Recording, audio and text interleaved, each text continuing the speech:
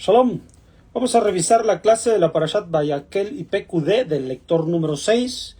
Hoy vamos a hablar del tema de la construcción del templo. Comienzo con la lectura. Estamos, como les digo, en el 6. No lo hago a la forma de los mejubarot, es decir, como están dos unidas en este caso.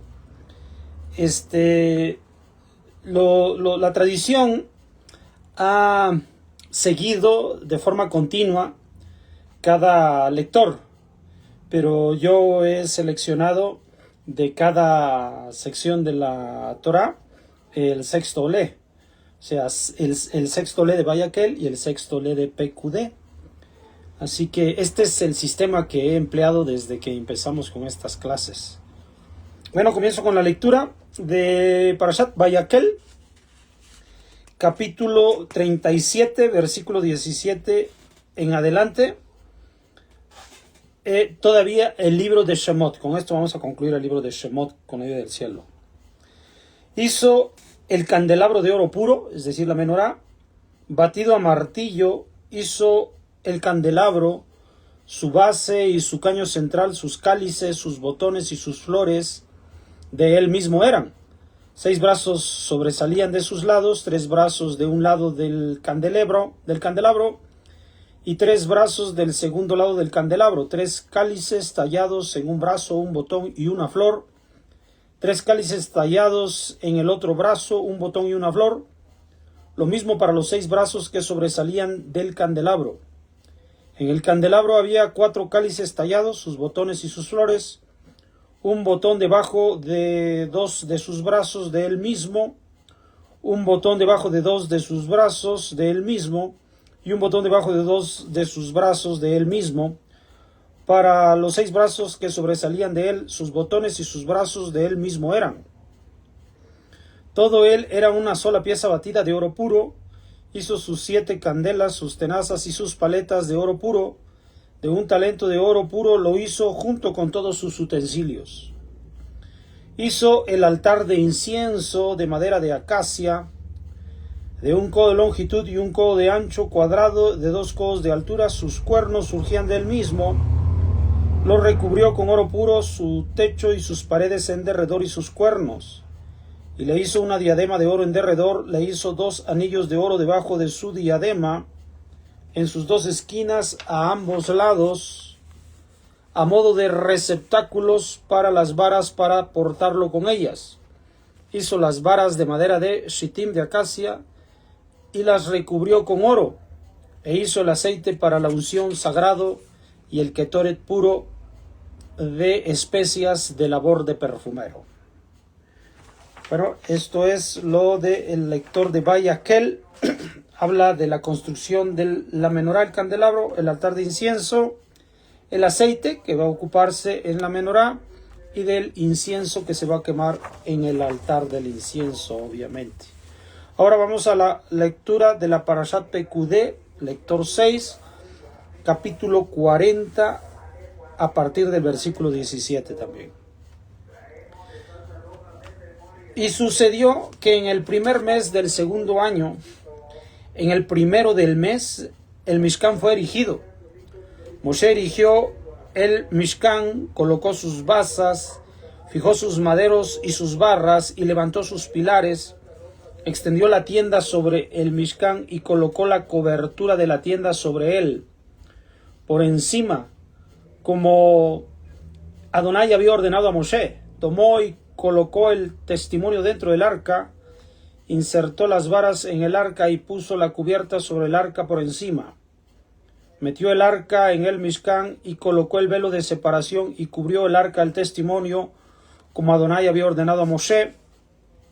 Puso la mesa en la tienda de la cita en el lado norte del Mishkan, fuera del velo. Dispuso sobre ella el arreglo de los panes delante de Adonai como Adonai le había ordenado a Moshe.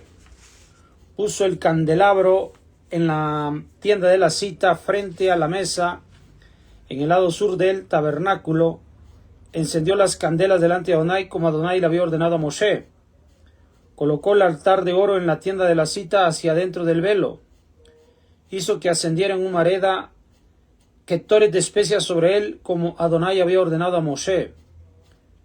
Hasta aquí, entonces ya hemos leído el número 6, el Olé, tanto de la Parashat Vayakel como Pekudé. Bueno, aquí vamos a tratar un tema que posiblemente no hayamos oído del todo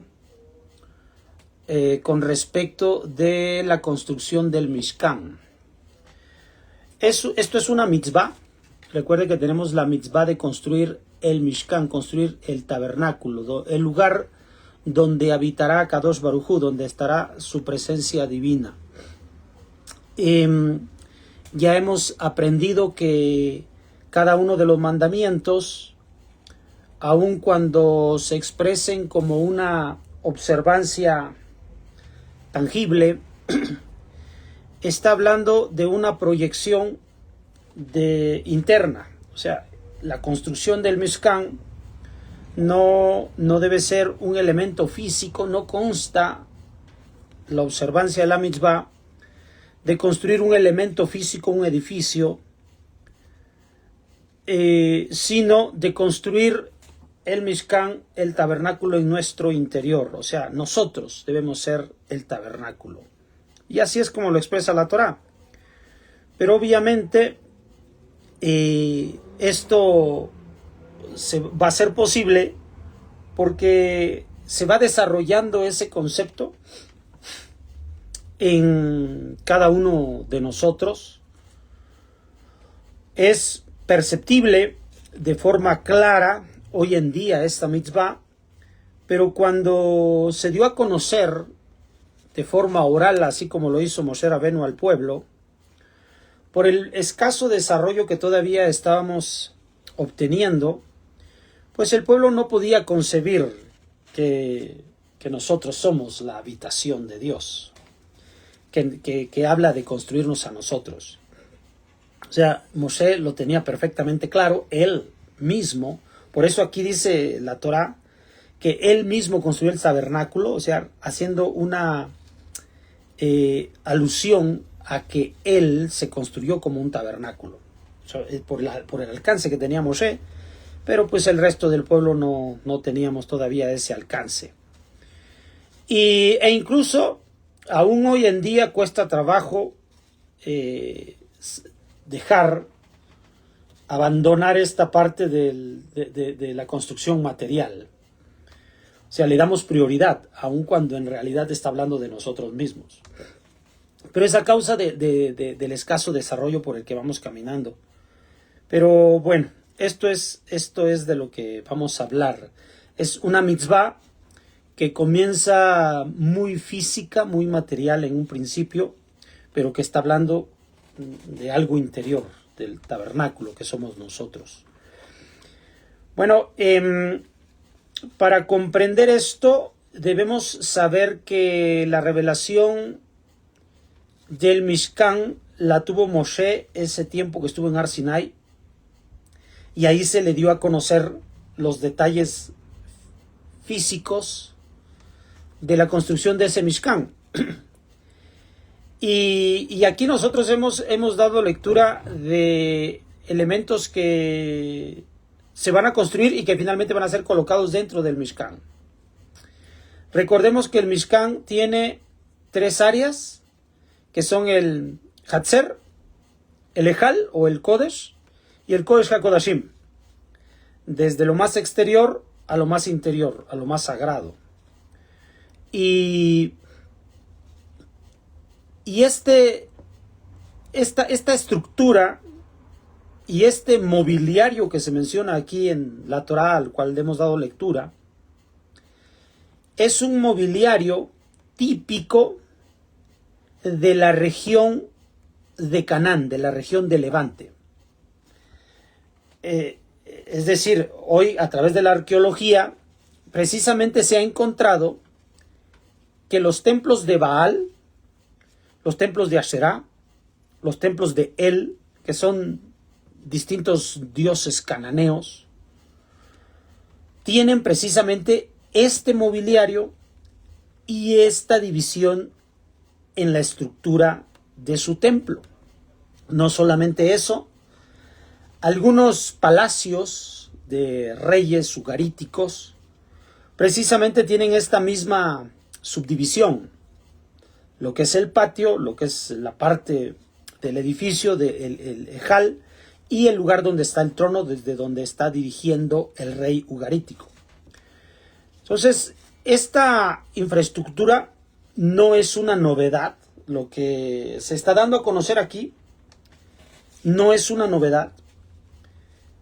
Son elementos ya conocidos por las distintas religiones de aquellos lugares.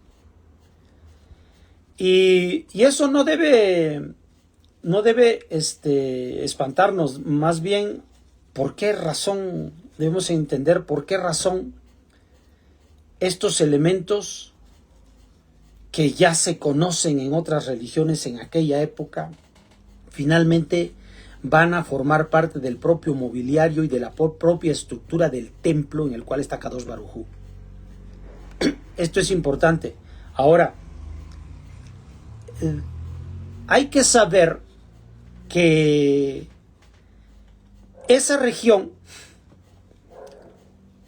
es en la cual se movió Adam Arishon, en la cual se movió Hanoch, aquel que se llevó a Kadosh Baruj Hu.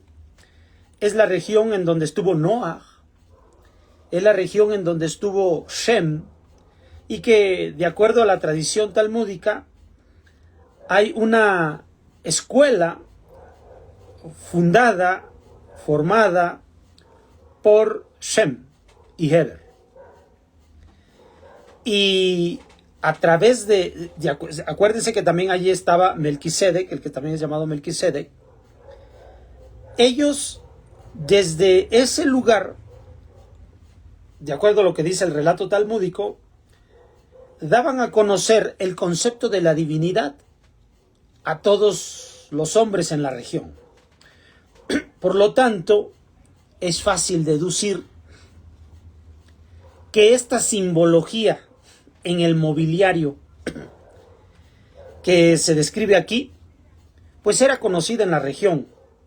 No podemos tener certeza, pero sabemos que está la yeshiva de Shem y que este mismo mobiliario y la misma estructura del templo está empleada en otros templos ajenos a la presencia de Hashem.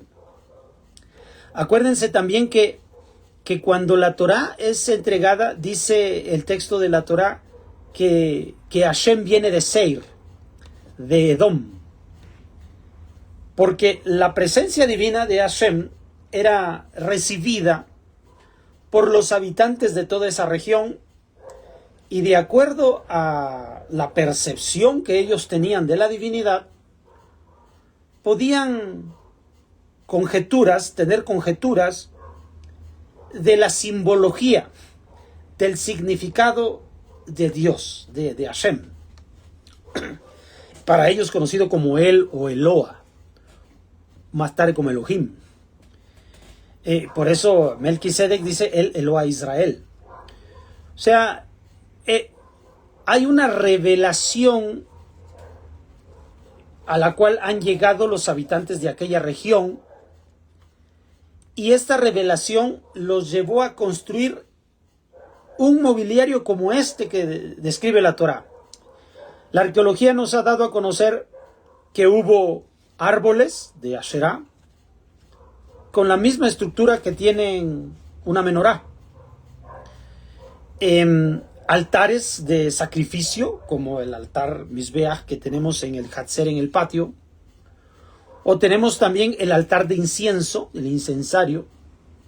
También, o sea, existen otros templos. No es exclusivo del Mishkan de Hashem estos elementos. Esos elementos existían tiempo atrás en distintos templos que servían a Baal, a Asherá y a él, como les digo. Por lo tanto, ¿por qué Hashem usa el mismo mobiliario que ya es empleado en otros contextos para construir la habitación donde él permanecerá. Bueno, hay muchas razones para poder entenderlo. Los sabios nos han dicho, bueno, porque pues es precisamente para estar dentro del entorno del concepto de la divinidad o del templo o del servicio a Dios, de acuerdo al conocimiento de toda la región. O sea, para que no se sintieran ellos ajenos, es decir, la concepción que ellos tenían del servicio a Dios, de la bodá, estaba relacionado con esta forma de templo y de elementos. Por lo tanto, era fácil asociar que estaban sirviendo a Kadosh Baruj Hu al ver la misma estructura. Esto es número uno. Pero sobre todo, ¿por qué Hashem también ordena esto mismo? Porque estos elementos han sido concebidos por revelación a los hombres, y como les digo, podría ser dentro de la Yeshiva de Shem, de cómo estos elementos simbolizan una relación con la divinidad. Obviamente, ellos tenían un defecto, que al estar separados de Hashem, al ser ajenos de la presencia divina en sus vidas, mas sin embargo sentir la fuerza de la naturaleza, las fuerzas con las cuales Hashem creó este mundo, pues le otorgaron monumentos, estructuras, formas de animales a esas fuerzas. Entonces introdujeron dentro de esos templos esas estatuas. Y hacia esas estatuas, que representan fuerzas que más tarde ellos terminaron adorando, de acuerdo a lo que dice Maimónides, la idea, la intención es buena, pero los hechos no. Así que cuando Hashem da a conocer que estos mismos elementos formarán parte de la construcción del Mishkan, de la habitación de él, está recogiendo la intención de la humanidad, mas sus actos los está redefiniendo.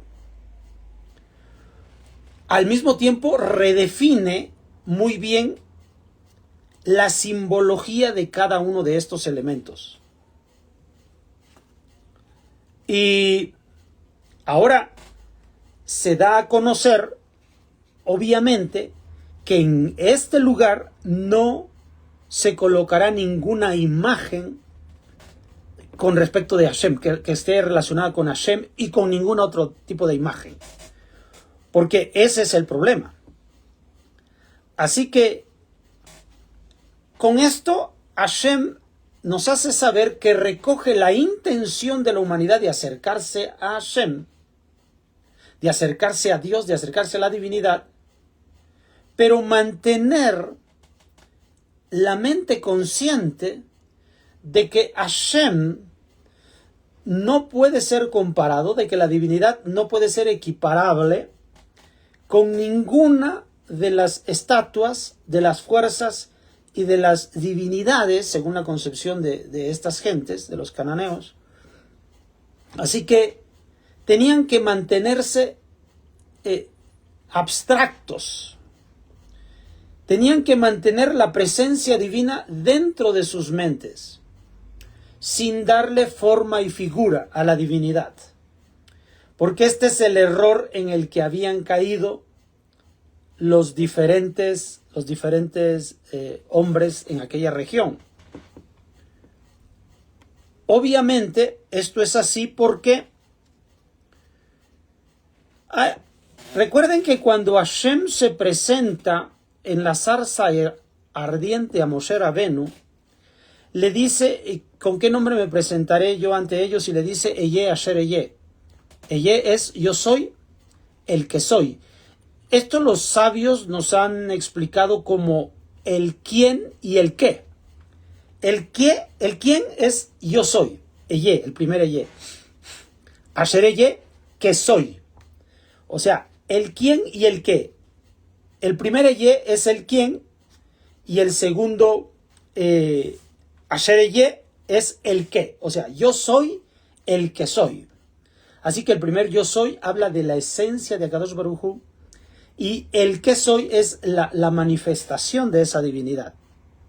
Así que decimos el quién y el qué. En hebreo nosotros llamamos a esto el mi, el quién y el ma, el qué. Mi y ma. Pero cuando ocurre la transgresión de Adán y Javá y comen del fruto prohibido, le surge al individuo la interrogante, la interrogación, o sea, la duda. Y entonces estas expresiones, el mi, el quién y el ma, el qué, ahora suenan como interrogación, es decir, mi, ma, o sea, quién, qué, la duda llega a la persona, llega al individuo. La duda llega al individuo. Así que cuando Hashem se manifiesta a Moshe en la zarza ardiente y le revela el quién y el qué de forma afirmativa, directa, sin duda alguna, se presenta en un fuego que no quema la zarza. Por lo tanto, estamos hablando de un Esh, un fuego, un Esh que tiene que ver con la Shejinah, un conocimiento, una luz que no afecta las cuestiones físicas. Es decir, solo ocurre en la percepción de Moshe Rabenu. Solo está en la percepción de Moshe Rabenu y la zarza no se quema. Porque justamente la contemplación de los hombres es no poder abstraerse. Y como no pueden llegar a concebir a la divinidad sin la abstracción, entonces le dan forma y figura. Esto es a causa del pecado de Adán y Javá. Y aun cuando estuviera cualquier maestro, como en este caso estuvo la yeshiva de Shem y de Eber, mostrando a los habitantes de aquella región acerca de la divinidad, ellos, por esta duda, por este prejuicio, no podían abstraerse. Es decir, tenían que darle forma y figura a la fuerza y divinidad que ellos estaban concibiendo. Esto es lo que vamos a entender como el caos dentro, la confusión, el caos, la confusión dentro del individuo, dentro de la mente de la persona. Porque el caos es, estamos conociendo a Hashem y debo mantenerme abstracto a ello. O sea, esto es lo que nos confunde, nos perturba. ¿Cómo puedo tener una relación con Hashem y dejar de lado este conocimiento, esta duda? Porque esto es lo que surge, el conocimiento del bien y el mal cuando se come el fruto prohibido. Entonces le cuesta al ser humano abstraerse. Y este es el error en el que cayeron ellos. Les repito que lo que Moshe Rabenu contempló en ese lugar es el templo celestial, el Mishkan del cielo, y que más tarde plasmó en la tierra, precisamente para poder revelar el templo de arriba, el templo celestial. Este proceso nos es todavía vigente hoy en día. Es más, nunca ha dejado de ser así, más bien siempre ha sido así. Y luego entonces el ser humano debe construir el templo que reciba, el templo que es él, que reciba la presencia divina, que sea la habitación de Hashem. Él, obviamente ocurre en la mente, mientras se mantenga esta abstracción. Pero así como Moshe tuvo que plasmar en elementos físicos eso que tenía en su mente, esa revelación que recibió en su mente, la plasmó e inició con elementos ya conocidos por la intención del hombre de buscar a la divinidad, que nació en medio de un caos informativo, porque están recibiendo la revelación de Dios, pero no pueden captarla del todo. Entonces hay un caos. El ser humano justamente así vive cuando está buscando a la divinidad. O sea, hay tanta información, se dice y no se dice, hay este mi y este ma, hay todas estas dudas en él, y se oyen decir tantas cosas que su mente está confusa. Ese es el tohu. El templo que vio Moshe Rabenu es el momento en el que se va a alcanzar la manifestación de la divinidad en la persona, en el mundo, como dicen los profetas, y será llena la tierra del conocimiento de Akadosh Baruj Hu. O sea, tiene que ver con el conocimiento que llega a la persona. Y ahora debemos entender que este conocimiento del que habla el profeta está relacionado, de acuerdo a lo que dicen los sabios en Masejet Sanedrín, con los días del Mashiach, Emet Mashiach, con los días del Mashiach. El Talmud en el Masejet Sanedrín, creo que es 75 la hoja, A y B, menciona que los días de la creación están divididos en 3 etapas. La primera etapa, que son los 2 primeros días, es el caos, el tohu. La segunda etapa, los segundos 2 días, es decir, los días 3 y 4, es Torah. Y los días 5 y 6, la tercera etapa es Yemé Mashiach, que es los días del Mashiach. O sea, Tohu, Torah, Mashiach. El caos, la instrucción y el Mesías. Mucha gente confunde estos momentos como un momento en la historia, en el colectivo, en la historia de la humanidad. Porque dado que hay un profeta que menciona que cada día es como 1000 años para Kadosh Baruj Hu, por lo tanto son los primeros 2000 años son de caos, los segundos 2000 años son de la Torah, y los terceros 2000 años son del Mashiach.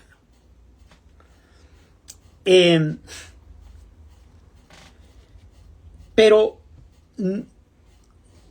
sí se ha manejado dentro del colectivo y encaja dentro del colectivo, aunque no del todo, o sea, no tan detallado, porque el tiempo del caos pudiera decirse que llega desde los días de Adam Rishon hasta Abraham Avinu. Sin embargo, la Torah no llega con Abraham Avinu, llega más tarde hasta con Moshe Rabenu. Y la manifestación del Mashiach, pues todavía no se ha dado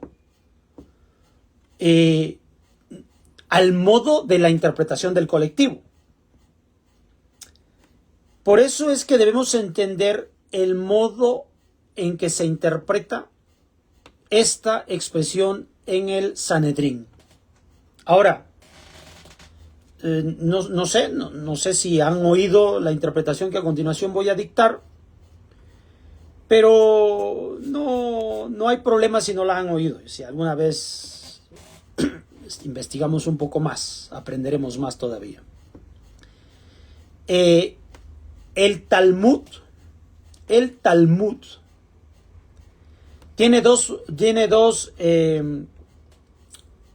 escritos, dos tipos de escritos, la Mishnah y la Gemara.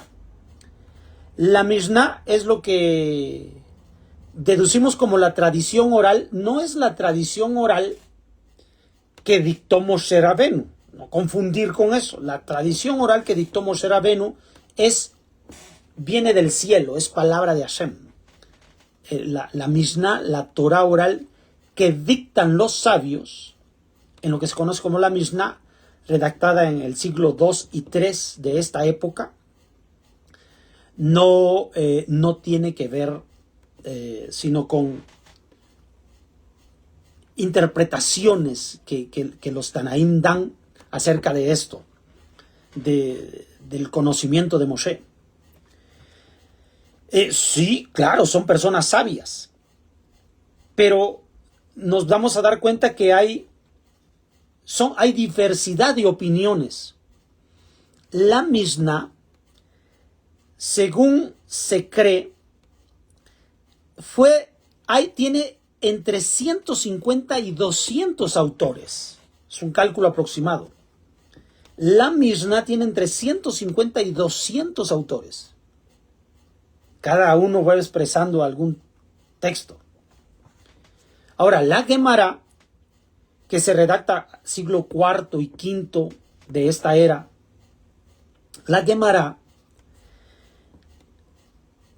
fue escrita, según se cree, entre 1500 y 2000 rabinos. Entre 1500 y 2000 rabinos, cada quien aporta su opinión. Incluso hay discusiones severas en las que uno opina contrario al otro. Por lo tanto, hay diversidad de opiniones dentro del Talmud. Como les repito, entre 1500 y 2000 rabinos redactaron el Talmud.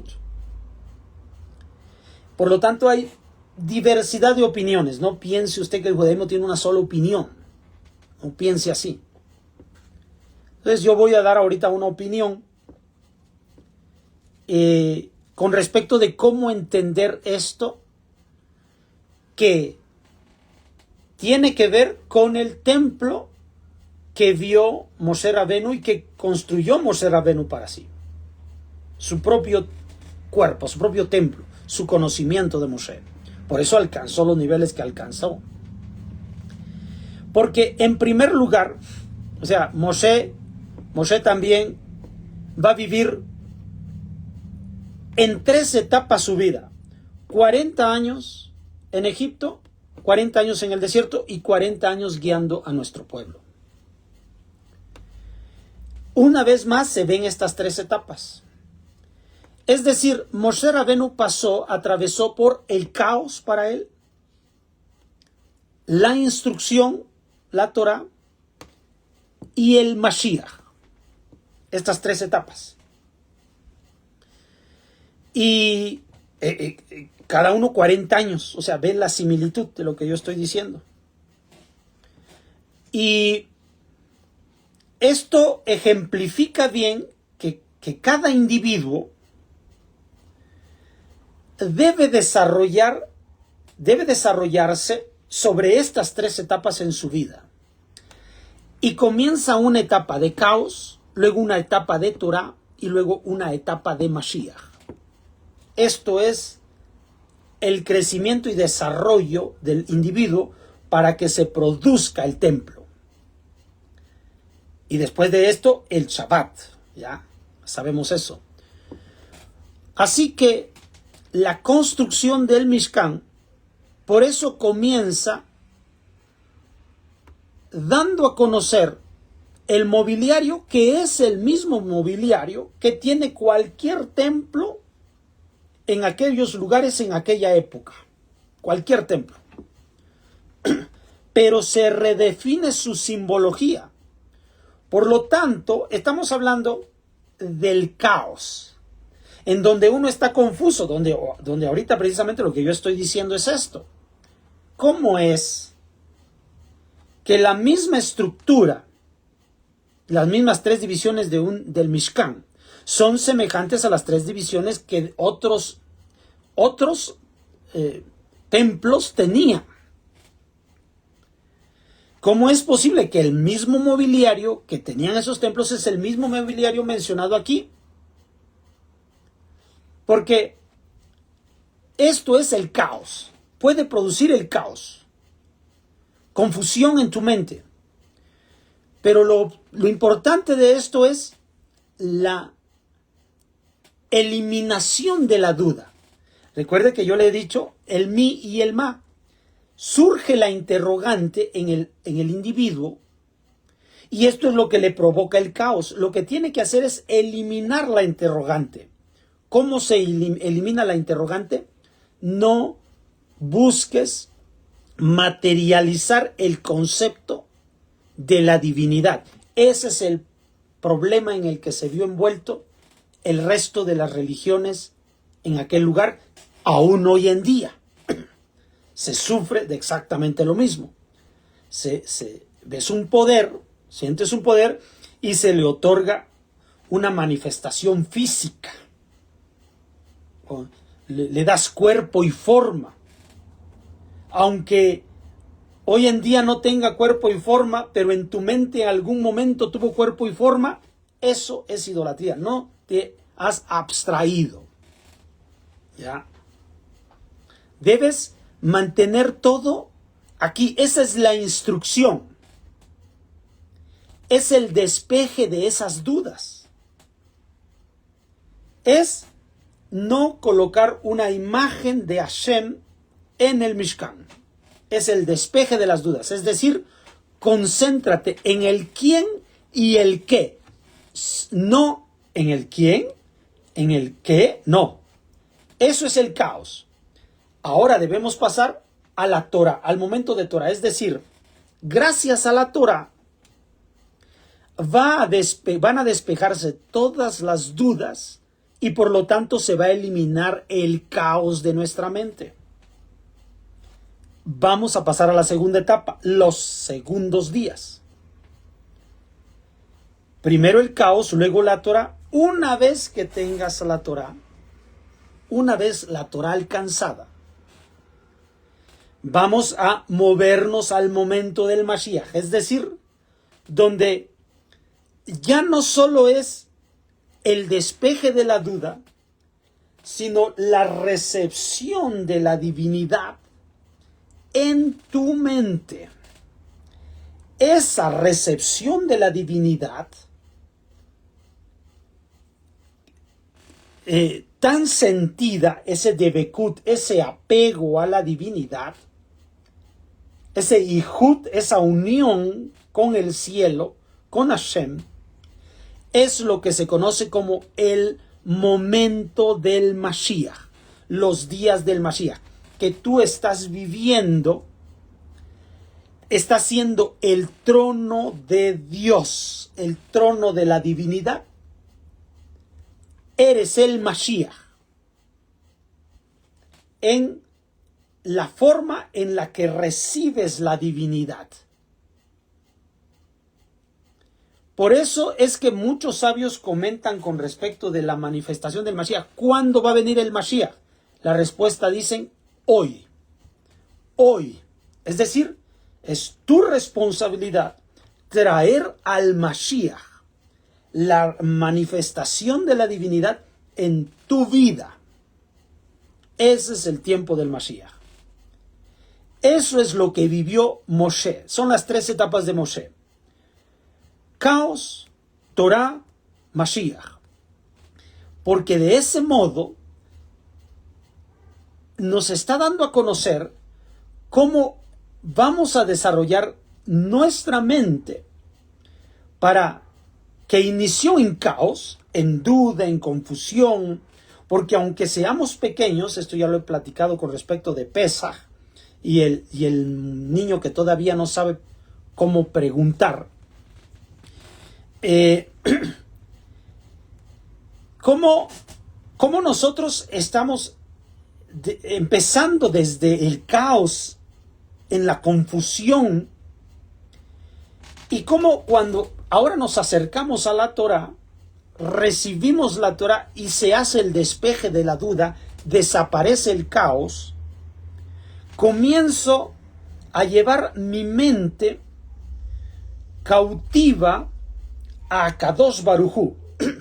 Cuando ya llevo mi mente hacia Kadosh Baruj Hu, Hashem me ocupa a mí,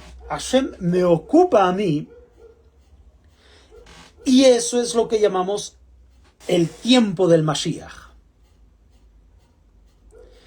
No tiene nada que ver que este mundo se va a acabar en 6,000 años. No tiene nada que ver con eso. El momento mesiánico es cuando en tu vida llega la manifestación de Akadosh Baruj Hu. Te conviertes en el templo viviente. Una vez convertido en el templo viviente, serás llevado delante de Akadosh Baruj Hu, así como Moshe Rabenu lo hizo, y vive el momento milenial, o sea, el Shabbat. Este famoso Shabbat, en el que Akadosh Baruj Hu ya habita. Así que estos famosos 6 días de la creación, porque nosotros somos la creación, cada individuo, cada uno de nosotros es la creación.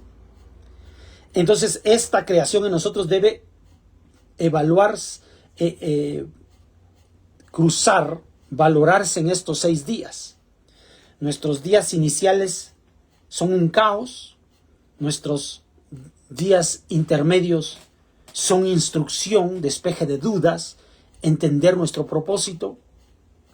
Nuestro tercer momento es recibir la presencia divina, ser el portador de la presencia divina. A eso se le conoce como el Mashiach, los días del Mashiach. Y eso es lo que muestra el Tratado de Sanedrín de cómo construir este templo. No está hablando de una manifestación colectiva de la divinidad. No se va a acabar el mundo en 6,000 años. No se trata de la aparición del Mashiach hace 2,000 años. Está hablando de la etapa final en la que tú te construyes como el templo de Akadosh Baruj Hu. Pues eso es lo que tenía para comunicarles el día de hoy. Cualquier cosa, por aquí estamos. Bueno, nos vemos para la próxima. Shalom, shalom.